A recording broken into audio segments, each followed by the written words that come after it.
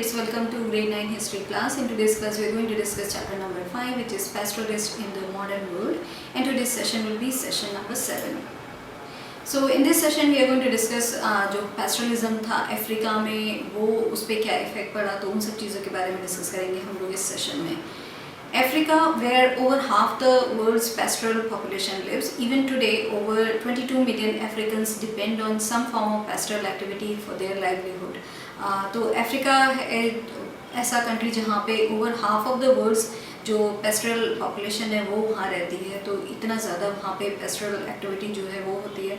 And even today over 22 million Africans जो हैं वो डिपेंड करते हैं सम फॉर्म ऑफ पेस्टरल एक्टिविटी के ऊपर अपने लाइवलीहुड के लिए. अपना जो भी उनको जो भी कमाते हैं वो it's only coming from pastoral activity. तो this is very big number. Over 22 million जो अफ्रीकन्स हैं वो अभी भी डिपेंड करते हैं पेस्टरल एक्टिविटी किसी भी फॉर्म की. सो सम फॉर्म ऑफ पेस्टरल एक्टिविटी में वो लोग इन्वॉल्व हैं.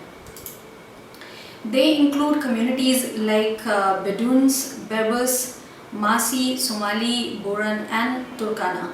Most of them now live in the semi-arid grassland or arid desert where rain-fed agriculture is difficult. तो बहुत सारी कम्युनिटी हैं जो वहाँ पे रहती हैं. डिफरेंट उनको डिफरेंट नाम से बुलाया जाता है. जैसे हमारे यहाँ इंडिया में जो है, जो यूपी, राजस्थान, पंजाब में है, उनको बोला जाता है बंजारे. And there are different communities different जगह पे उनको they have been given different names.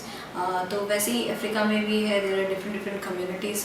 बर्बर्स हैं, मासी है, और हम लोग आगे चल के कुछ कम्युनिटीज़ के बारे में हम लोग डिस्कस करेंगे.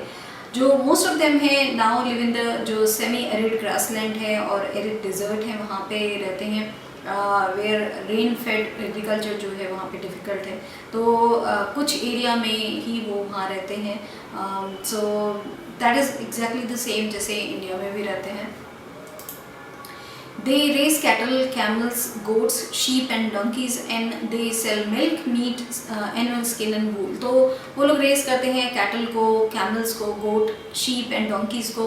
तो ये सारे वो लोग एनिमल्स को रेस करते हैं और वो सेल करते हैं. मिल्क है, मीट है, एनिमल स्किन है एंड वूल है. तो ये सारी चीज़ें जो उनको जो भी एनिमल वो लोग रेस कर रहे हैं उनसे whatever they are getting milk and all these things, तो वो सेल करते हैं. मीट है, एनिमल स्किन है एंड वूल है. तो वो सारी for their livelihood they are selling all these things. Some also earn through trade and transport, others combine pastoral activity with agriculture, still others do a variety of odd jobs to supplement their meager and uncertain earnings from pastoralism. तो कुछ लोग जो है वो earn करते हैं through trade and transport भी करते हैं, एंड अदर्स जो हैं वो कंबाइन करते हैं पेस्टरल एक्टिविटी एग्रीकल्चर के साथ. So if they have some land, तो जैसे कि हम लोगों ने इंडिया के पेस्टरलिस्ट के बारे में डिस्कस किया था, तो they also do the same thing. उनके पास जो लैंड है वहाँ पे वो अपना फार्मिंग भी करते हैं, and then they move on. वो चले जाते हैं जहाँ पे भी वो मूव होते हैं फॉर द टाइम बीइंग. इसी तरह यहाँ पे भी वी कैन सी कि some are involve with agriculture activity and still others do variety of odd jobs भी करते हैं सप्लीमेंट करने के लिए जो उनकी जो अनसर्टेन अर्निंग है पेस्टरलिज्म से, और बहुत कम अर्निंग होती है. So that is why they have to supplement that earning with some other jobs. तो कुछ और भी उनको करना पड़ता है. So that is why we are seeing कि कुछ लोग जो हैं ट्रेड एंड ट्रांसपोर्ट में करते हैं, एंड कुछ एग्रीकल्चर कर रहे हैं, एंड देन कुछ लोग सप्लीमेंट करने के लिए और जॉब्स करते हैं. So this is how they are compensating. जो पेस्टरलिज्म है उससे उनको इतना ज़्यादा नहीं वो कमाते हैं कि that should be sufficient for them.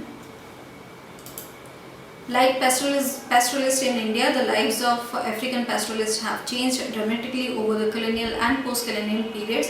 What have these changes been? तो जैसे कि pastoralist इंडिया में हम लोगों ने बात की earlier session में कि how their lives have changed colonialism से dramatically उसमें changes आए because of all the acts and also उनके ऊपर इतने सारे restrictions लगाए गए. So because of that उनकी life में बहुत dramatical change आया. And that also happened same in Africa over the colonial and post-colonial period. उनकी लाइफ में बहुत ड्रामेटिक चेंज आया, एंड ये चेंजेस कौन से थे तो वो आगे हम लोग डिस्कस करते हैं. The Maasai cattle herders live primarily in East Africa, 300,000 in southern Kenya and another 150,000 in Tanzania. तो जो Maasai cattle herders हैं वो प्राइमरली वो रहते हैं ईस्ट अफ्रीका में, तो 300,000 वहाँ रहते हैं, सदर्न केनिया में एंड अनदर 150 इन तंजानिया. तो इस तरीके से वो डिवाइडेड हैं कि वो लोग कहाँ कहाँ रहते हैं. We will see how new laws and regulations took away their land and restricted their movement. This affected their lives in times of drought and even reshaped their social relationships. So हम लोग ये देखेंगे how laws and regulations जो हैं वो they took away their land and restrict किया उनके movement को उन्होंने और इन सारी चीज़ों ने it affected their lives in times जो drought की times थी and even उनका जो social relationship है वो change कर दिया because of all these dramatical changes that happened in colonial rule and also post colonial rule. तो बहुत सारी चीज़ें हैं जो उनकी लाइफ में चेंज हुई. इवन इन इंडिया के पेस्टलिस्ट के बारे में व्हेन वी वर डिस्कसिंग, तो same almost same things happen in African पेस्टलिज्म.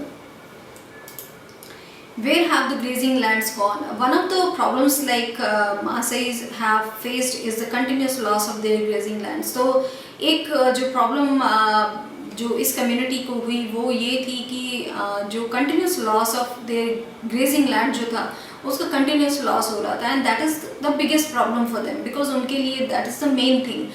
Grazing grass is the main thing for them. अगर उसका ही लॉस होगा तो फिर उनके लिए their lives are already hard and then grazing जो लैंड है वो अगर ख़त्म हो जाए या कम हो रही है बहुत तो उनके लिए बहुत ज़्यादा प्रॉब्लम हो जाती है.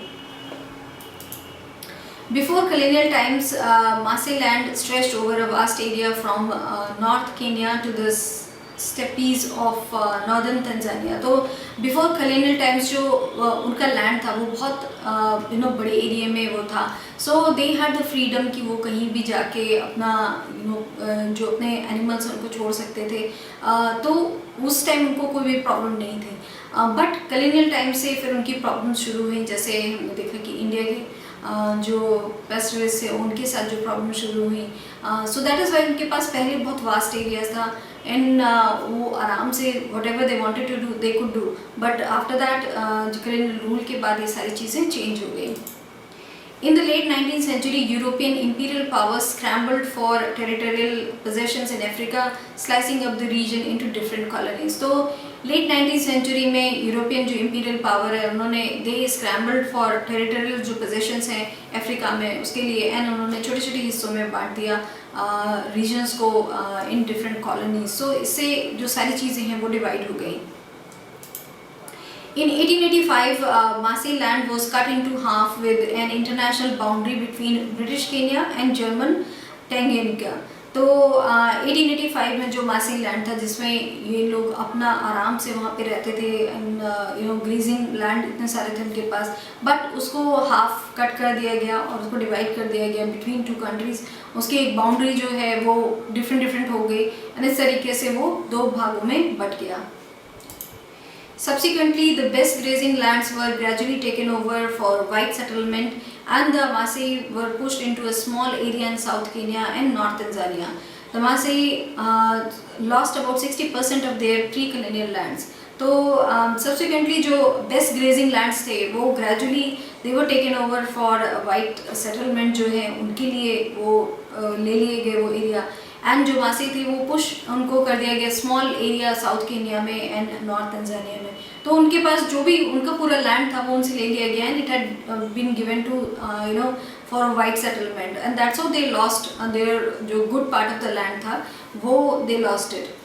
जो मासी हैं उन्होंने दे लॉस्ट अबाउट 60% जो उनका प्री कॉलोनियल लैंड्स था वो उन्होंने लूज़ कर दिया. सो वी कैन अंडरस्टैंड कि उनकी फिर क्या प्रॉब्लम्स रही होंगी because 60% of the land was gone and then they had only 40% with them जिस पे उनको सारा काम करना था एंड तो इसलिए उनकी लाइफ में जो चेंजेस थे वो बहुत ड्रास्टिक हुए. From the late 19th century, the British colonial government in East Africa also encouraged local peasant communities to expand cultivation. Now, after that, late 19th century में British colonial government ने East Africa में encourage किया, जो local peasants थे उनको उन लोगों ने इनकरेज किया कि वो एक्सपैंड करें कल्टिवेशन को. सो इससे वी हैव डिस्कस कि इंडिया में भी इसी तरीके से हुआ कि जो ग्रेजिंग ग्रास लैंड थी उसको फिर कल्टिवेशन के लिए बना दिया गया, and that's how they lost there land. In pre-colonial times, the Maasai pastoralists had dominated their agricultural neighbors both economically and politically. By the end of colonial rule, the situation had reversed. तो pre-colonial times से जो Maasai pastoralists थे उन्होंने dominate किया था अपने agricultural neighbors को both economically and also politically, because they had so much land, तो वो आराम से अपना काम करते थे. But by the end of colonial rule जो situation था वो reverse हो गया. So now the pastoralists थे, they were in big problem because of all these changes जो इतने सारे हुए. So because of that they were in big problem. The loss of finest grazing lands and water resources created pressure on the small area of land that the Maasai were confined within. So now because they lost the finest grazing lands, they lost already, and not only that, जो 60% of the land था वो चला गया था. So they had very small piece of land, and also जो water resources थे वो अच्छे नहीं थे. So that is why it created pressure on the small area of land जो उनके पास केवल रह गया था, and वो लोग उसी में confined हो गए थे because they cannot go out, they cannot go into another area. तो ये सारी चीज़ें जो restriction थी वो उनके ऊपर लगा दी गई थी. Continuous grazing within a small area inevitably meant a deterioration of the quality of pastures. Fodder was always in short supply. Feeding the cattle became a persistent problem. तो continuous grazing अगर होगा for a particular area, तो वो उसका deterioration हो जाता है, quality ख़राब हो जाती है, quantity नहीं रहती है. So ये सारी problems होती हैं, and that's why they never used to do continuous grazing on one particular land. That's why they always used to move. वो हमेशा move होते रहते थे इसीलिए कि वो टाइम देते थे एक लैंड को प्रॉपर उसको नेचुरली वो फिर से सारा ठीक हो जाए लैंड. सो वो अब नहीं हो पा रहा था because they have to be confined in one area. And fodder जो था ऑलवेज शॉर्ट सप्लाई में था because of all this, and feeding जो कैटल को करना था वो एक परसिस्टेंट अब प्रॉब्लम बन चुकी थी. What earlier they used to have it in plenty, अब उनके लिए वो एक प्रॉब्लम था. So that's all we have discuss in this session. इस सेशन में हम लोगों ने देखा कि किस तरीके से कॉलोनियल रूल का अफ्रीकन पैस्टोरलिस्ट पे क्या असर पड़ा, and it was almost the same effect जो इंडियन पैस्टोरलिस्ट थे उन पे जो इफेक्ट पड़ा कॉलोनियल रूल का. So effect was quite same for both the countries. So that's all we have discuss in this session. Thank you.